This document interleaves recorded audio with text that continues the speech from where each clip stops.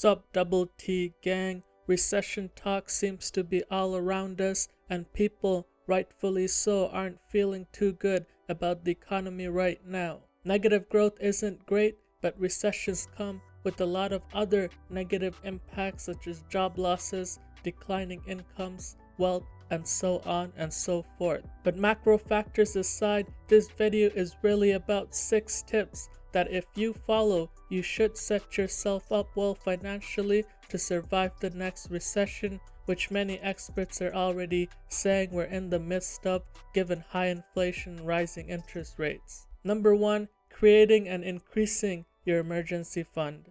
The emergency fund is hard, cold cash put aside in a very accessible place, whether that's a checking account at the bank or under your mattress, whatever works for you, that covers at least 6 to 12 months of your necessary expenses. This emergency fund can be a lifesaver in case you lose your job or your hours get reduced, which are common occurrences during an economic recession. Number 2, cut down on unnecessary costs. Now, budgeting and having good records can help a lot with this. Whether you're using Excel or the back of a napkin, it's all good, and anything that works to keep track works. But focus on the big expenses first, and for most people, that's housing, transportation, and food. Cutting down means eating out less, getting rid of the second car, and or, yes, I said it, finding a roommate to cut down on rent. While everyone's living situation is different, we all have areas of spending where we could cut down tomorrow if it really came down to it.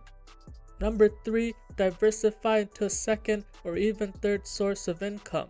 Whether that's part-time driving for Uber or passive investments through your tiny but growing dividend portfolio. By the way, if you want to learn more about the latter, make sure to check out my Money Talks playlist right here on this channel. But in a recession, having more than one source of income, which for most people is some sort of a 9-to-5 job, can be a lifesaver.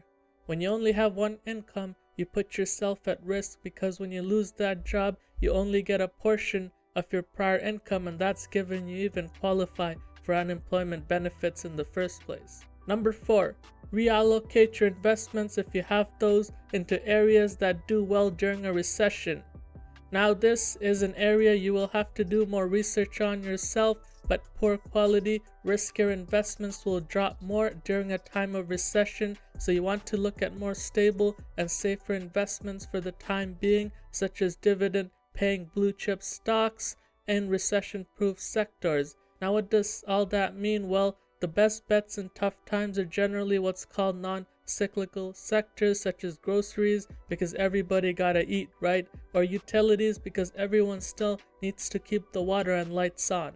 Number 5, cut down and stay away from high-interest bad debt. This is good advice in any economic times, really, but even more relevant during a recession. Some of the top types of bad debt include credit cards, personal loans from money marts and these other sharks, and car loans to flex with your luxury car. Anything where you see interest rates in the double digits is a big red flag and should be paid off as fast as humanly possible. Paying off these forms of high interest bearing debt will really open up your savings and your ability to save and get to financially productive activities such as building an emergency fund, which we talked about earlier. A common mistake I see a lot of young people make is taking out a big loan at a hefty interest rate for a luxury car. Cars are generally a depreciating asset and loses value fast. So not only are you losing value on the car, but also paying interest on top of that, so that's a double-ended loss really. So be careful of big auto commitments that you can't afford, especially at a young age when you're just starting to build up your finances, and every dollar goes a long way. Number 6, stop focusing on the economic headlines. Now, I should say this twice probably, but listen, there's already a lot of noise out there, and the doom and gloom says really come out during recessionary times, and it's not good for your mental health.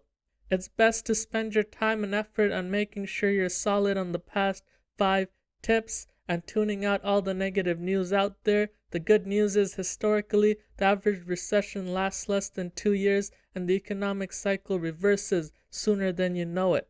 So stick to the basics, keep your finances on solid ground throughout. That's it for today, Double T Gang. This is Tahmid signing off, As always, like, comment, and sub to support the channel. I shall catch you on the next video.